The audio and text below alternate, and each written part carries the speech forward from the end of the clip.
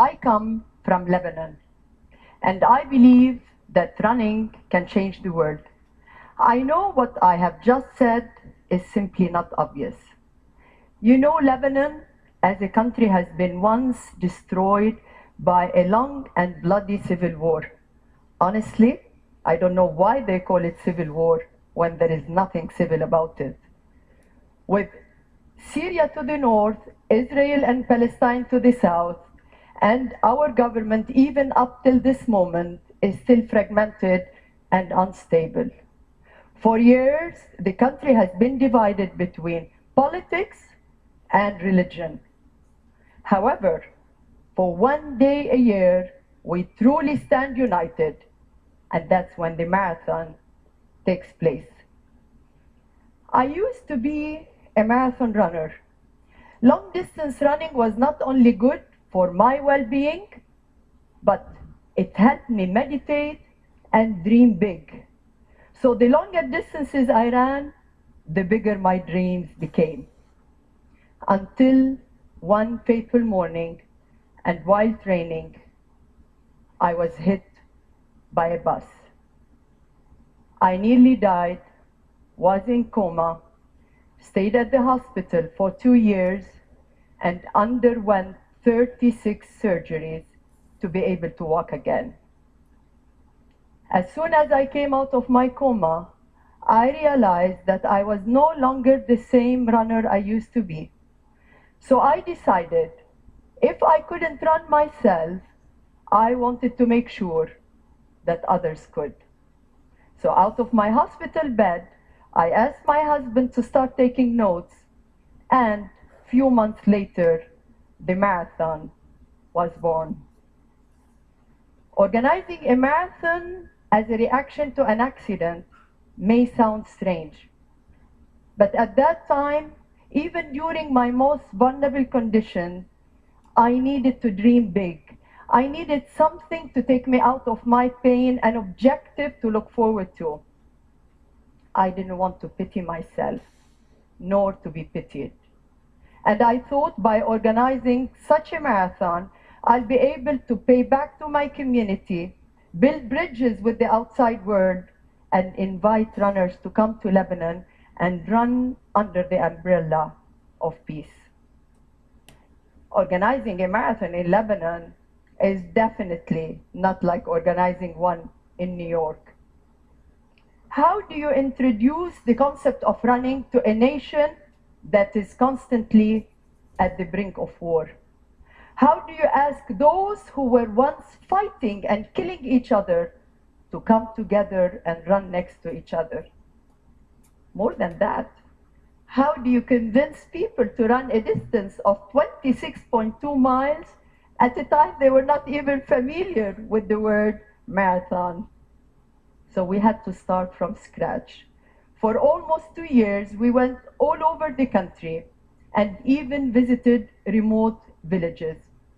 I personally met with people from all walks of life: mayors, NGOs, school children, politicians, militiamen, people from mosques, churches, the president of the country, even housewives.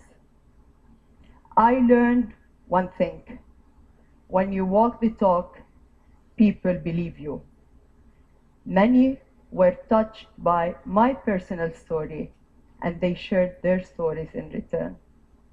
It was honesty and transparency that brought us together. We spoke one common language to each other, and that was from one human to another. Once that trust was built, everybody wanted to be part of the marathon to show the world the true color of Lebanon and the Lebanese and their desire to live in peace and harmony. In October 2003, over 6,000 runners from 49 different nationalities came to the start line, all determined. And when the gunfire went off, this time it was a signal to run in harmony for a change. The marathon grew, so did our political problems.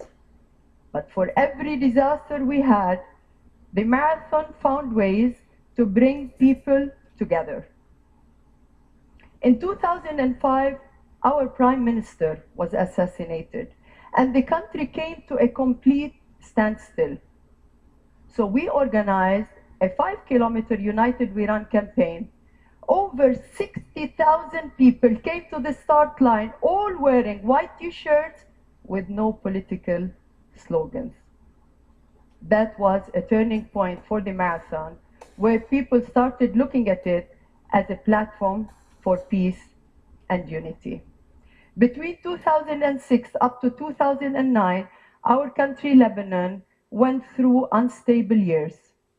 Invasions and more assassinations that brought us close to a civil war. The country was divided again, so much that our parliament resigned. We had no president for a year and no prime minister.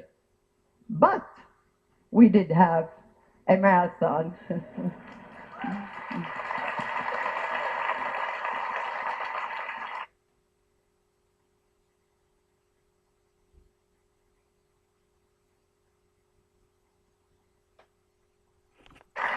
So through the marathon, we learned that political problems can be overcome.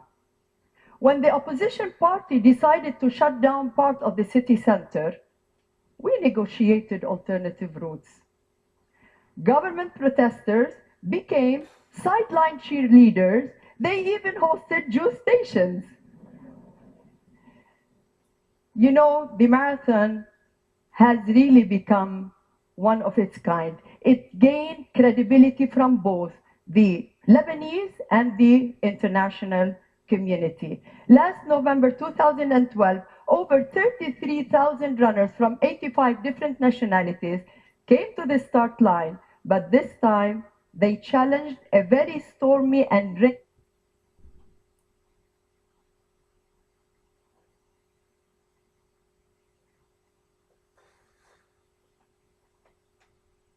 weather.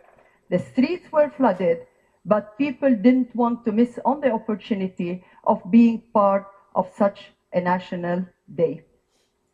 BMA has expanded. We include everyone, the young, the elderly, the disabled, the mentally challenged, the blind, the elite, the amateur runners, even moms with their babies. Themes have included runs for the environment, breast cancer, for the love of Lebanon, for peace, or just simply to run.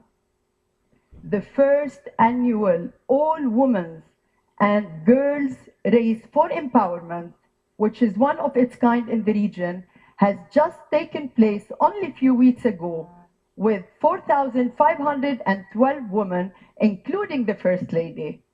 And this is only the beginning. Thank you. BMA has supported charities and volunteers who have helped reshape Lebanon, raising funds for their causes and encouraging others to give. The culture of giving and doing good has become contagious. Stereotypes have been broken. Change makers and future leaders have been created. I believe these are the building blocks for future peace. BMA has become such a respected event in the region that government officials in the region like Iraq, Egypt, and Syria have asked the organization to help them structure a similar sporting event. We are now one of the largest running events in the Middle East, but most importantly, it is a platform for hope and cooperation in an ever fragile and unstable part of the world. From Boston to Beirut, we stand as one.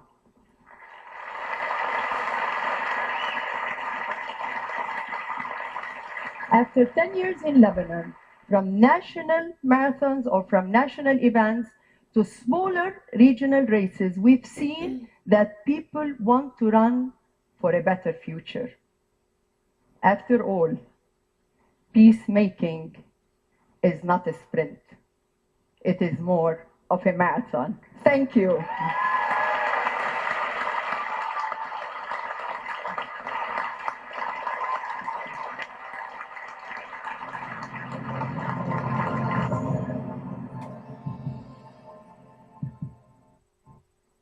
And that was